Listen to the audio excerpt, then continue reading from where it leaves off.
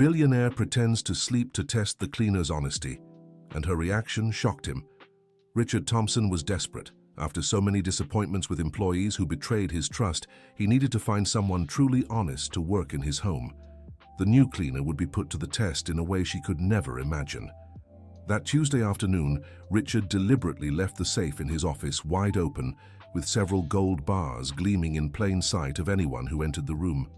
He sat in his beige leather armchair, pretending to be fast asleep while waiting for Christine Miller to arrive for the cleaning service. The sound of light footsteps echoed through the marble hallway of the mansion in the Upper East Side of New York City. Richard controlled his breathing, keeping his eyes closed. Christine entered the office carrying her cleaning supplies, and he could hear the sound of the products being set down on the floor. For a few seconds, everything was silent. Richard imagined she was standing still, staring at the gold bars worth more than she would earn in 10 years of work. His heart raced, expecting to hear the sound of metal being touched, hurried footsteps, any sign that yet another person had failed his test. But what happened next left him completely stunned. Christine walked toward the safe, but instead of taking anything, she carefully closed the heavy steel door. Richard heard the soft click of the lock and nearly opened his eyes in shock. She had closed the safe to protect his belongings.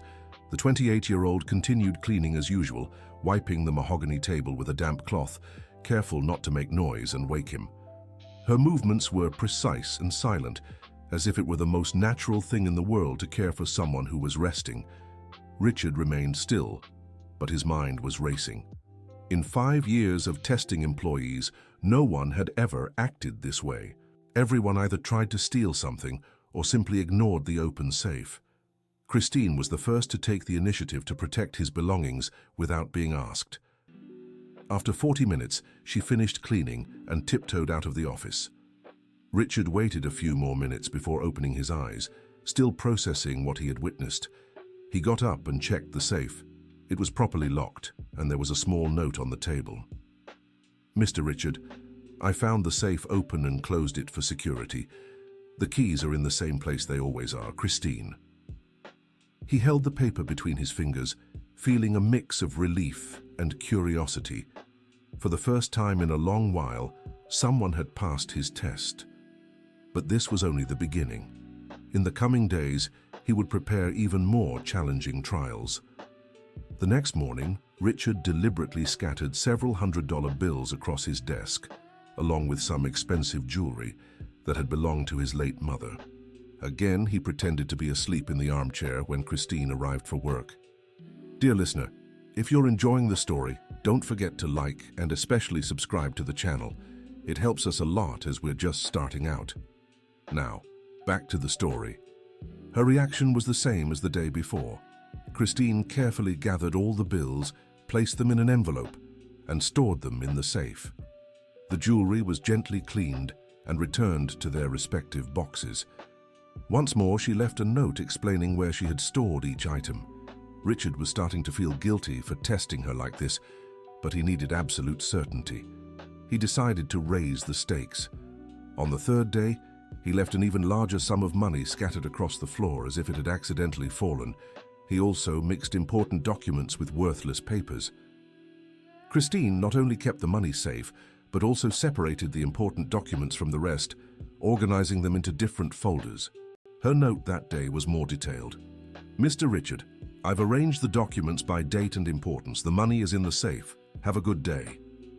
The businessman was impressed by her attention to detail. Christine wasn't just honest. She was careful and organized in a way he rarely saw in much higher-paid employees.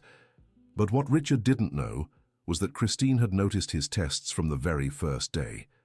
28 years of life, 15 of them spent working in wealthy households, had taught her to recognize when she was being evaluated. She knew all too well about employers who liked to play these games to test their employees' honesty. Instead of taking offense, Christine decided to play along. After all, she knew she was a person of integrity with nothing to hide, but while he believed he was in control of the situation, she was also observing him, trying to understand what kind of person her new employer was. During her third week working at the mansion, Christine was cleaning the office when she noticed some medical documents left on the desk. It wasn't her intention to read private correspondence, but the heading on one of the papers caught her attention. Diagnosis: Huntington's disease. She knew this disease. Her grandfather had suffered from the same degenerative condition that gradually affected movement, cognition, and emotional control. The diagnosis explained a lot about Richard's behavior, his obsession with testing people, his desperate need to find someone trustworthy before his condition worsened and left him vulnerable. Christine felt her heart tighten. She knew how difficult it was to deal with this illness, both for the patient and their family, and Richard was going through it alone in a huge mansion, testing employees because he had no one else to trust. At that moment, something shifted inside her. Christine decided she would do more than just pass his tests. She would start genuinely caring for Richard, even if he didn't know it. In the following days, she began leaving small anonymous gifts around the office. First was a chamomile tea with a simple note, "For relaxing on tough days." Then came an orthopedic cushion for the armchair where he usually rested, small gestures that could help with the symptoms she knew he was facing. Richard was intrigued by these mysterious gifts. Who was leaving these things?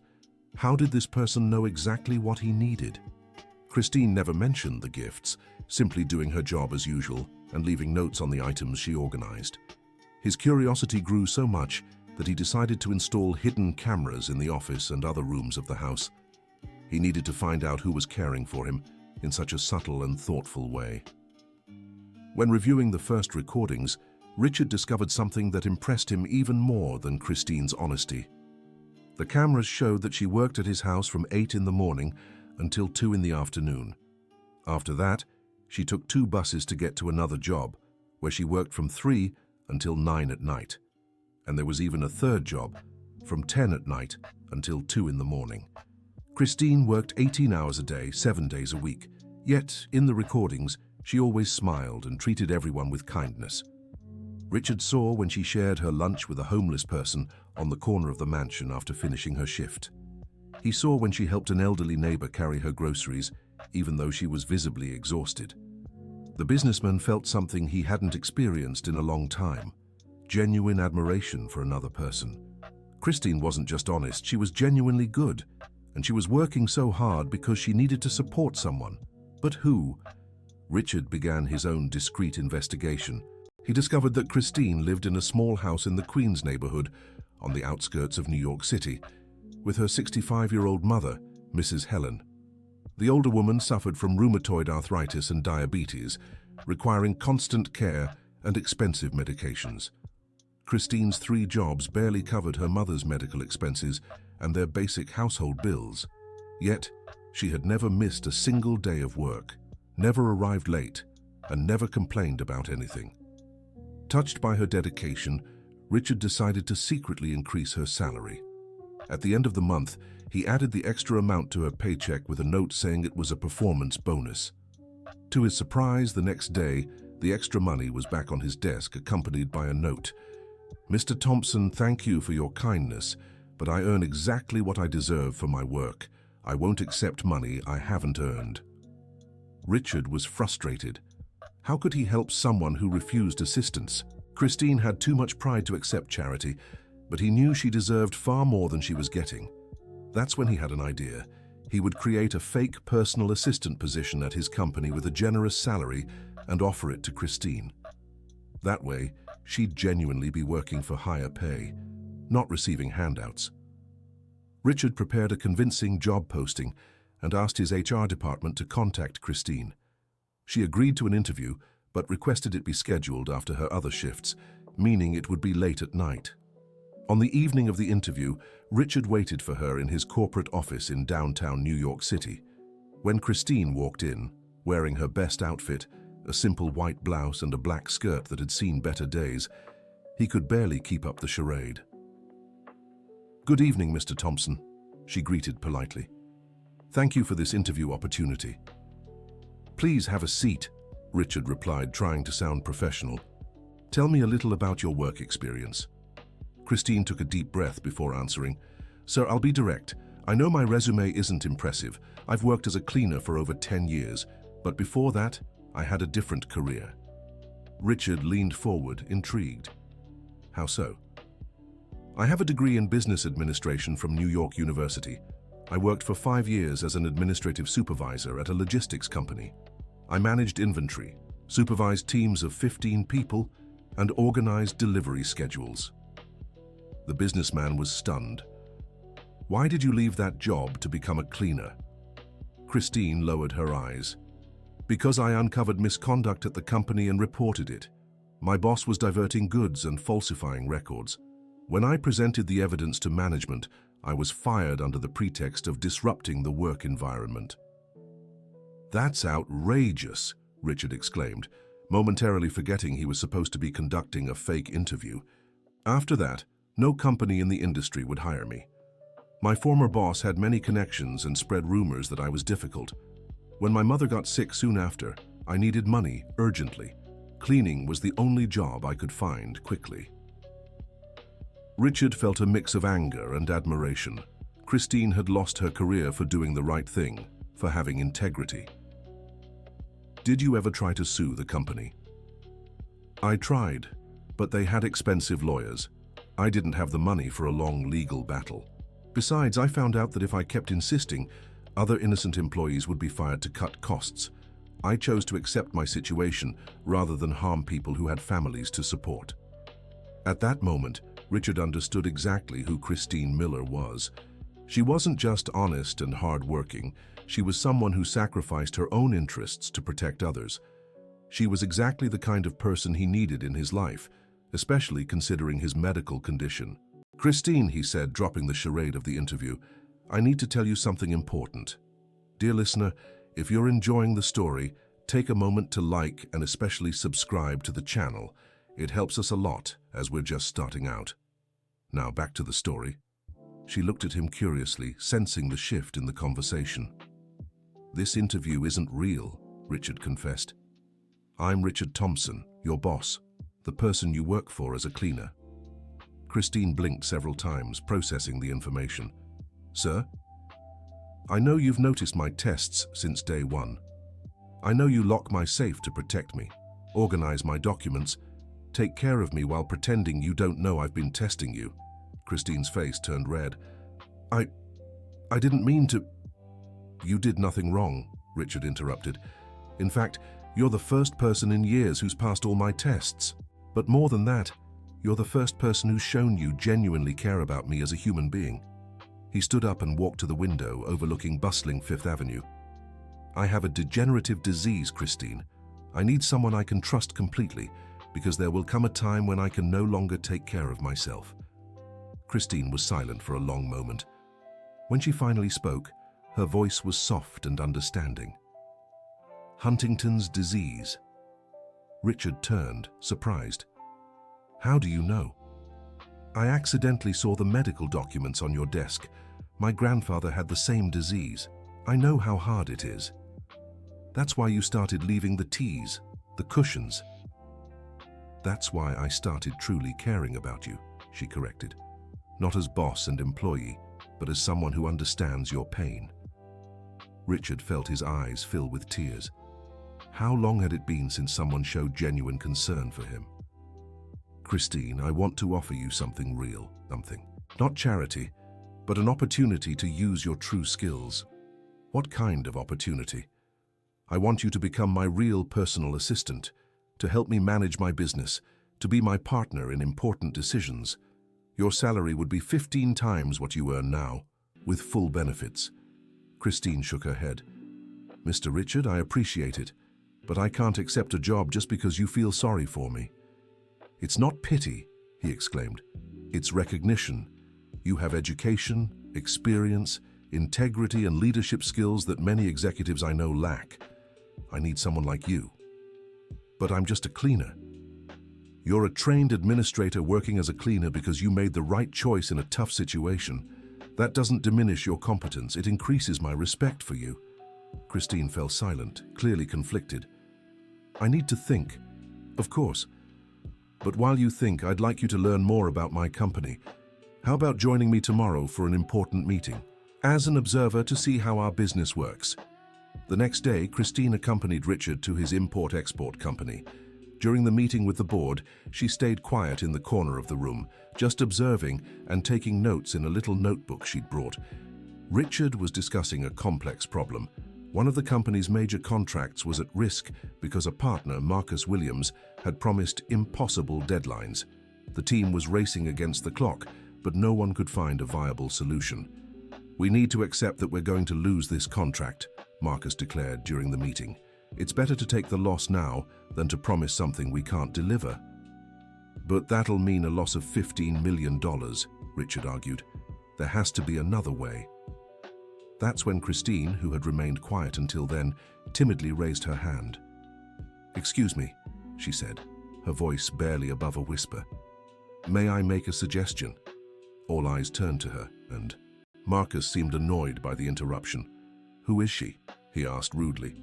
"She's a consultant I'm considering hiring," Richard replied quickly. Christine took a deep breath and stood up. "Looking at the numbers you presented, I believe the problem isn't the impossibility of meeting the deadline, but how the work is being organized." She walked to the whiteboard and began drawing a flowchart. "If you reorganize the process steps, working in parallel instead of sequentially, and outsource two of the less critical processes, the deadline becomes not only feasible but gives you a 5-day buffer." The room fell silent as everyone studied her diagram. The CFO was the first to speak. This could actually work." Marcus looked uneasy. "It's too risky. And why should we trust a stranger?" "Because she's right," Richard said, examining the flowchart with admiration. "Christine, how did you think of this so quickly? At my previous company, we dealt with similar logistics issues. I learned that sometimes the solution lies in changing your perspective, not accepting limitations." The meeting stretched on for 2 more hours, with Christine helping refine her proposal and answering technical questions. In the end, the board unanimously approved her plan. As they left the room, Richard was beaming. "Christine, you just saved the company $15 million. "It was just an idea," she replied modestly. "It was pure genius. Now do you see why I want you on my team?" In the days that followed, while Christine continued working as a cleaner at the mansion, Richard couldn't stop thinking about her wasted potential. He decided to dig deeper into her past. What he found left him even more outraged. The company where Christine had worked did indeed have corruption issues, but not just the ones she had exposed. Richard discovered that Marcus Williams, his current partner and operations director, had worked at the same company back then, and he was the one who had unfairly fired Christine. Not only had Marcus hidden this fact when becoming Richard's partner, but he had also lied about never working there. The connection explained his hostility toward Christine during the meeting. Richard felt betrayed. Marcus had been his partner for 3 years, and all that time he'd withheld crucial information. But before confronting him, Richard dug deeper. What he found was even worse. Marcus was repeating the same schemes at Richard's company that he'd used at the previous one: minor product diversions, contract alterations, service overbilling. Nothing big enough to be easily detected, but over the years, it had added up to millions in losses. Faced with the evidence, Richard felt his blood pressure rise. His condition made it hard to control his emotions, and he was ready to explode and fire Marcus on the spot. That was when Christine, noticing his agitation during the cleaning work, approached him gently. "Mr. Richard, can I help with anything? You seem worried." He looked at her, remembering that Christine had gone through the exact same situation years ago. "Christine, if you found out someone you trusted was betraying you financially, what would you do?" She thought carefully before answering. "It would depend on many things. How much damage was done? Would others be hurt by my reaction? Is there a chance to make things right? And if the betrayal was big? Even then, I wouldn't act on impulse. Anger clouds the mind. First, I'd gather all the evidence, consider the consequences of every possible action, and only then make a decision. Justice done calmly is more effective than revenge done in anger." Richard saw the wisdom in her words. Christine had lost everything for exposing corruption, yet she held no bitterness. Instead, she had learned to think strategically. "Are you advising me not to act right away?" "I'm advising you to act wisely. If someone betrayed you, they're probably expecting an emotional reaction. Surprise them by responding with strategy. Following Christine's advice, Richard spent the next few weeks quietly organizing all the evidence against Marcus. He also took the time to dig deeper into Christine's past at her previous company. What he found impressed him even more. Christine had given up a $2 million settlement to avoid a scandal that would have led to the firing of over 300 innocent employees. She knew that if she sued the company and won, many families would lose their livelihoods. She chose to sacrifice her own compensation to protect others' jobs. How could she walk away from so much money? Richard murmured to himself, reading the legal documents. But the answer was obvious, because Christine always put others' well-being above her own. It was a rare and precious quality, especially in the business world. One morning, as Christine cleaned the office, Richard noticed she looked paler than usual. Her hands trembled slightly as she held objects. "Christine, are you all right?" "I'm fine, Mr. Richard. Just a little tired." But he knew it was more than that. Richard had discreetly instructed his driver to observe Christine's schedule. He discovered she was sleeping only 3 hours a night. The third job had added more hours, and she was reaching the brink of physical exhaustion. That afternoon, Richard made a decision. He called Christine and asked her to come to his company urgently. "Did something happen, Mr. Richard?" she asked worriedly when she arrived. "Yes, something very important." He took a deep breath. "I want you to quit your other jobs and accept the position I offered. But this time it's not just a request, it's a necessity." "Sir, my health is worsening, Christine. The doctor said I need to reduce stress and surround myself with people who truly care about me. You're the only person I know who fits that description." Christine fell silent, clearly moved. "Besides," Richard continued, "I need someone with your integrity to help me handle some complicated situations at the company. I've uncovered things that will require great wisdom to resolve." "What kind of things?" Richard told her everything about Marcus, the evidence of corruption and how her advice had stopped him from acting rashly. "I need your help deciding how to proceed, not just as an employee, but as someone who's been through this and come out stronger." Christine looked out the window thinking, "If I accept, I'd like to set a few conditions." "What are they?" "First, my salary should be exactly what I deserve for the work I do, no more, no less. Second, if at any point you feel I'm not being useful, tell me directly. Third, I want the freedom to suggest changes in the company, even if some people don't like it." Richard smiled. "I accept all your conditions. When can you start?" "I need to give 2 weeks' notice at my other jobs. I don't want to leave anyone in the lurch." 2 weeks later, Christine was officially working as Richard's executive assistant. Her first task was helping him develop a strategy to deal with Marcus. The goal shouldn't just be to punish him, she argued during a private meeting. It should be to protect the company and the honest employees. How do we do that? We offer him a chance to make amends voluntarily. If he accepts, he can leave the company with dignity. If he refuses, we present the evidence to the board and let them decide. What if he tries to retaliate somehow? That's why we document everything legally before confronting him. That way, he'll know he can't manipulate the situation. The strategy worked perfectly. When confronted with the evidence professionally and discreetly, Marcus confessed his mistakes and agreed to repay the financial damages. He left the company without causing a scandal, and Richard was able to promote honest employees to replace him. "How did you know he'd accept this approach?" Richard asked Christine afterward. "Because in my experience, most people prefer to preserve their dignity when possible.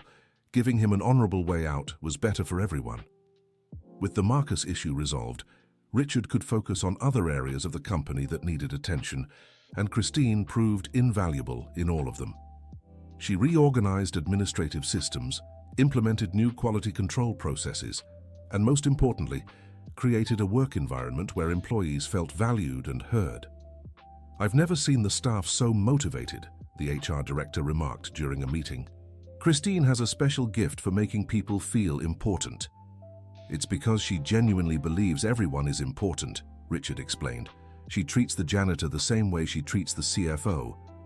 Dear listener, if you're enjoying the story, please take a moment to like and especially subscribe to the channel. It helps us a lot as we're just starting out. Now back to the story. But not everyone in the company was happy with the changes Christine was implementing. Some executives who benefited from less transparent systems began resisting her proposals. During a tense board meeting, the sales director, Paul Harris, directly attacked Christine. "With all due respect, Richard, I don't understand why we're changing processes that worked for years based on suggestions from someone who until recently was a janitor." The silence in the room was deafening. Christine maintained her composure, but Richard saw the pain in her eyes. "Paul," Richard replied firmly, "Christine is a trained administrator with years of executive experience. She's here on merit, not as a favor." "But we all know how she got here." "She got here because she's the most competent and principled person I've ever met," Richard interrupted. "If you have a problem with that, perhaps you should reconsider your position in the company." Paul fell silent, but the damage was done. Christine knew some colleagues questioned her competence because of her recent past as a janitor. That evening, she went to Richard's office, visibly shaken. "Mr. Richard, maybe Paul has a point. Perhaps I'm not the right person for this position." "Christine, you're exactly the right person. Paul is afraid of losing the privileges he had when the systems were less organized." "But he's not wrong about my past. Your past taught you things no business school could. You understand hard work, fighting for every penny, being treated as inferior. That gives you a perspective most executives lack." Christine sat in the chair across from his desk, still unsure. "Want to know the difference between you and Paul?" Richard continued. "He only thinks about numbers and profits. You think about people, and companies are made of people. But sometimes I feel like I'm being arrogant proposing changes when I've been here such a short time. It's not arrogance, it's competence and courage. You have the courage to suggest improvements because you truly want the company to succeed, not just to promote yourself." 2 weeks later, the company faced a crisis that would test Christine's leadership. One of their biggest clients canceled a $1 million contract at the last minute, citing quality issues with a product.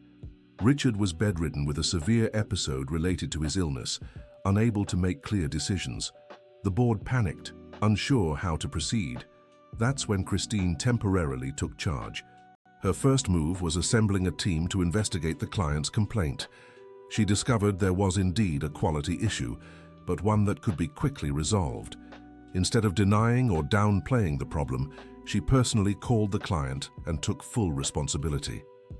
"Mr. Anthony, my name is Christine Miller from Richard Thompson's company. I'm calling about the issue with our product.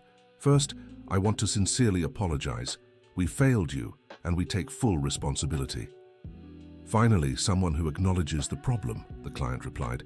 "I've been trying to reach someone responsible for a week. I'm here to fix this. We have 2 options. I can send a team today to correct the issue at no cost, or we can cancel the contract and reimburse all your expenses. The choice is yours."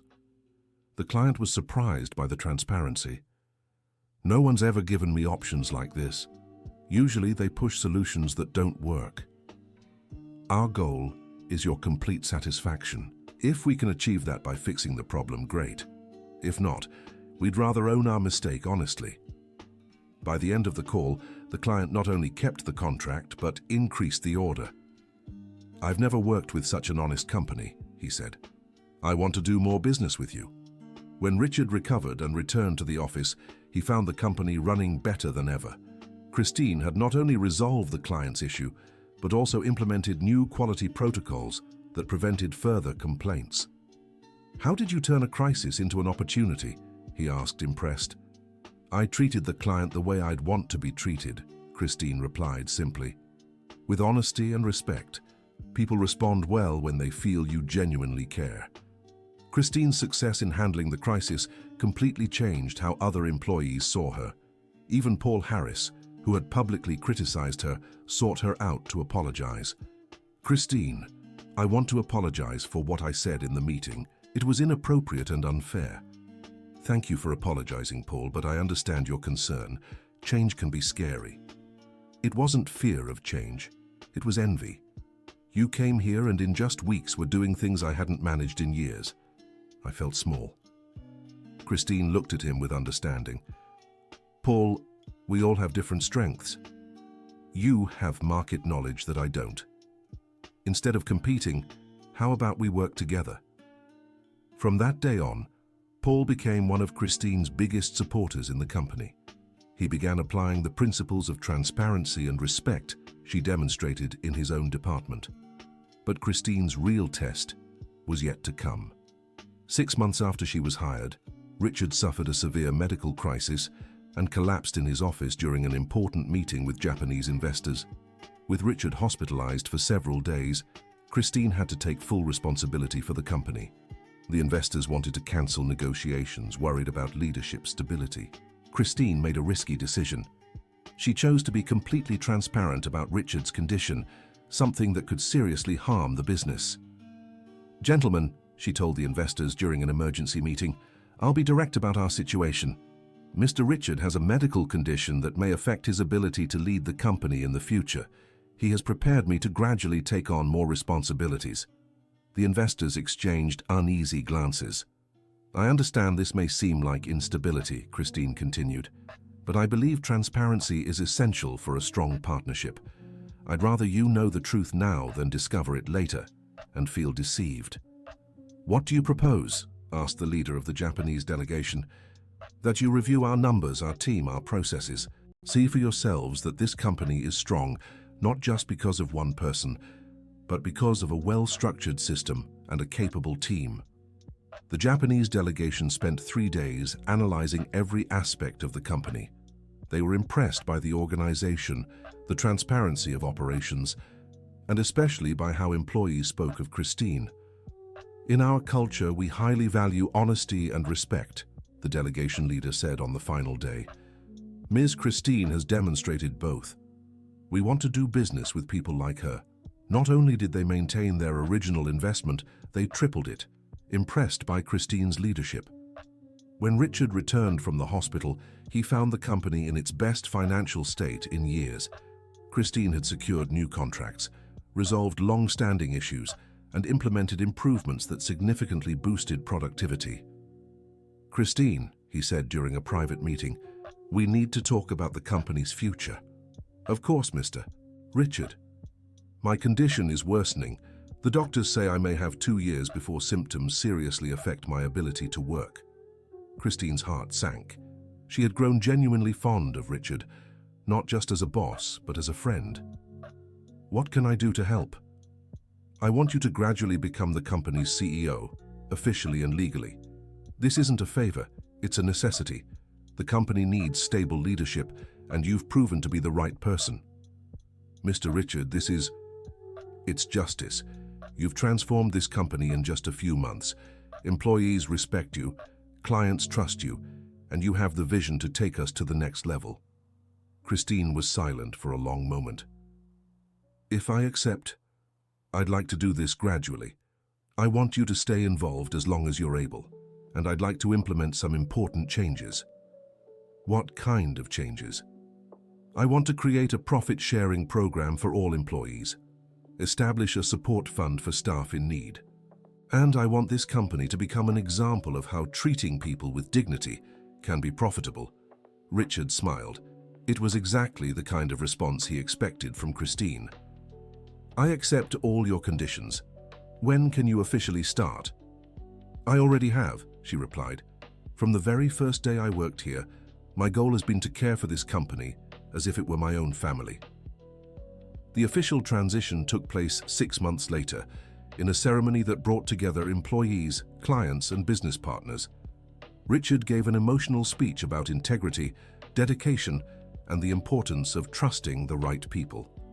"Christine didn't get here by chance," he told the audience. "She got here because she has qualities you can't learn in business schools: honesty, compassion, and the courage to always do the right thing." Over the next 2 years, under Christine's leadership, the company grew by 300%.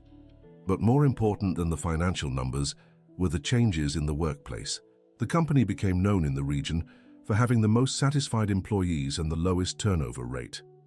Christine implemented innovative policies, flexible schedules for parents of young children, educational assistance for employees who wanted to improve their skills, and a feedback system where everyone could suggest improvements. Our company has become a benchmark for humane management, commented a journalist during an interview with Christine. What's the secret? There's no secret, Christine replied. We just treat everyone the way we'd like to be treated. When people feel valued, they give their best. But doesn't that hurt profitability? On the contrary, motivated employees are more productive, more creative, more loyal. Investing in people is the best investment a company can make. During the interview, the journalist asked about her past as a cleaner. Aren't you ashamed of that time? Christine smiled. I'd never be ashamed. Those years taught me the value of honest work and gave me a perspective I wouldn't have gotten any other way. Every experience we go through prepares us for what comes next. What advice would you give to others going through hardships? Never give up on your integrity, even when it seems easier to make compromises. Honesty might seem costly in the short term, but in the long run, it always pays off. One Friday afternoon, 3 years after becoming the company's president, Christine was in her office when she received an unexpected call. Christine? This is Mary Ferguson from Miller Logistics. You worked here a few years ago. Christine recognized the name. It was the company where she had reported corruption and lost her job. Yes, I worked there. How can I help you? Actually, we want to apologize and make you an offer. How so? We recently discovered you were right about the irregularities you reported. The person responsible was fired, and we're implementing new control systems. We'd like to offer you the presidency of our company. Christine was stunned. I appreciate the offer, but I'm very happy where I am. We understand, but there's more. We want to compensate you for the harm we caused. We've calculated that you're entitled to $5 million in damages, considering lost wages and emotional distress. Christine nearly dropped the phone. $5 million would completely change her life and her mother's. I need to think about this, she said. That night, Christine had a long conversation with Richard about the offer. His health was stable, but he could no longer work full-time. You should accept, he said. It's fair, they owe you this. But what about our company, our employees? The company is in excellent hands. You've trained a fantastic team, and $5 million would secure your financial future forever. Christine thought of her mother, who still needed expensive medical care. She thought of all the hardships she'd endured, all the nights working 3 different jobs. You know what I'm going to do, she finally said. What? I'll accept the settlement, but I'm not leaving here. This money will be the seed capital for the project I've always wanted to start. What project? A vocational training institute for people in vulnerable situations. I'll teach administration, management, leadership. I'll give others the opportunities life denied me for so many years. Richard felt his eyes fill with tears. Christine, you never cease to amaze me. I've learned money only has value when used to make a difference in people's lives. I'd rather create opportunities than just accumulate wealth. The Christine Miller Institute opened a year later in a modern building on the outskirts of New York City. The first course was Leadership with Integrity, taught by Christine herself. My story proves it doesn't matter where you start, she told the first class of 50 students. What matters is who you choose to be along the journey. Among the students was Gabriel, a 20-year-old delivery worker who dreamed of owning his own business. Professor Miller, he asked during class, how did you always know the right thing to do? I didn't always know, she answered honestly. I made many mistakes, but I learned that when in doubt we should ask ourselves, what decision will let me look in the mirror tomorrow without shame? During breaks, Christine shared her full story. How she'd lost her job for reporting corruption, worked as a cleaner and met Richard. The most important part of my story, she always said, isn't how I achieved financial success. It's how I kept my dignity through the hardest times. One student, Mrs. Betty, 60, raised her hand in class. Professor, I'm embarrassed to be here. I've worked as a housekeeper for 40 years and never studied administration. Can I really learn this? Christine smiled warmly. Mrs. Betty, you manage a household, care for a family, balance tight budgets, solve daily problems. You're already an administrator. You just lack the certificate to prove it. The answer moved the entire class. Many students came from similar backgrounds and doubted their abilities. "What I'll teach here," Christine continued, "are formal tools for skills many of you already have. You're not starting from scratch. You're building on real-life experience." By semester's end, Gabriel launched his small delivery business. Mrs. Betty was promoted to cleaning crew supervisor. Over 70% of students improved their work situations. "I'm so proud of you all," Christine said at graduation. "But remember, knowledge only has value when shared. Teach others, help others, be who you needed someone to be for you." Richard, attending the ceremony, approached Christine afterward. "You're changing lives," he said, visibly moved. "I'm just repaying what I received. You gave me a chance when no one else would. Now it's my turn to give chances." "There's something I need to tell you," Richard said, his voice serious. "What is it?" "The doctors say I must retire completely. My condition is progressing faster than we expected." Christine's heart tightened. "How can I help?" "You already help every day, but I have one final proposal." "What?" "I want to leave all my company shares to you. Officially." "Richard, I can't accept this." "It's not charity. It's justice. You transformed my company, my life. And I know you'll use these resources to keep transforming other people's lives." Christine fell silent, fighting back tears. "There's one condition," Richard continued. "I want you to promise to keep caring for the employees like family, to never forget where you came from and the people who helped you get where you are." "I promise," she said, her voice choked with emotion. The transfer was officially completed 6 months later. Christine became the sole owner of the company she'd once cleaned as a janitor. In her first speech as the new owner, she gathered all the employees in the company auditorium. "Many of you have known me for years. You've seen my journey from janitor to this moment. I want you to know that nothing will change in the heart of who we are as a company." The employees applauded, many visibly moved.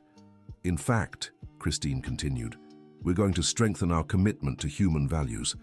Starting next month, every employee will become a minority partner in the company. We'll share not just the work, but also the profits and important decisions." The auditorium erupted in applause. It was unprecedented in the industry. "I've learned that a strong company isn't built by one person, but by everyone who works here every day. You deserve to be treated as partners, because that's what you are." In the years that followed, Christine's company became an international model for participatory management. Delegations from other countries came to learn how she'd successfully balanced profitability with social responsibility. "The secret is simple," she always explained to visitors. "When you treat people the way you'd want to be treated, they respond by giving their best."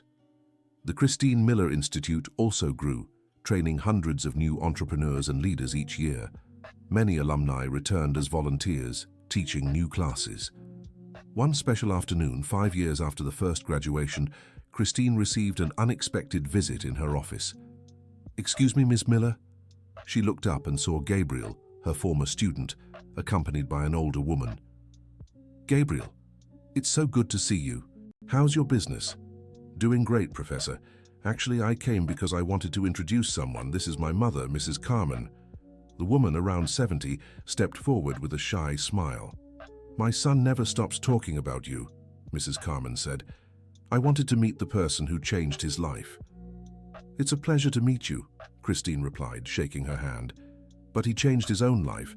I just showed him some tools." "Professor," Gabriel interrupted, "my mother worked as a housekeeper. She retired last year.